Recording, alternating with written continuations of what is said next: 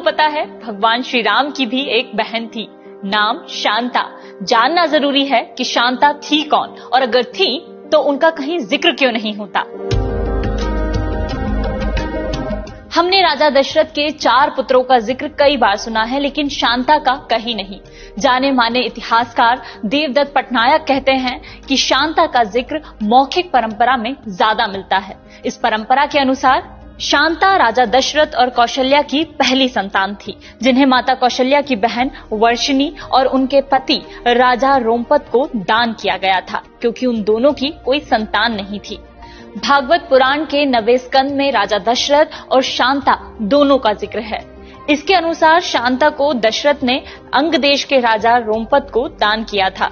वहीं वाल्मीकि रामायण के बालकांड के 11वें सर्ग के श्लोक 2 से श्लोक 4 में राजा दशरथ और शांता का स्पष्ट विवरण मिलता है।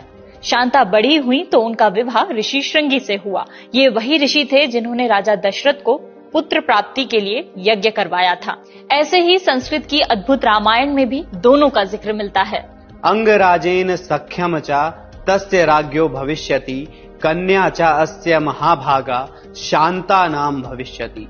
अंतःपुरं प्रविश्यास्मै कन्याम दत्त्वा यथाविधि, शांताम शांतेन मनसा राजा हर्षम वापसा। देश में 2 मंदिर ऐसे भी हैं जहां भगवान राम की बहन शांता की पूजा होती है। पहला मंदिर हिमाचल प्रदेश के कुल्लू में है और दूसरा कर्नाटक के श्रृंगेरी में। श्रृंगेरी शहर का नाम शांता के पति ऋषि श्रृंगी के नाम पर ही है।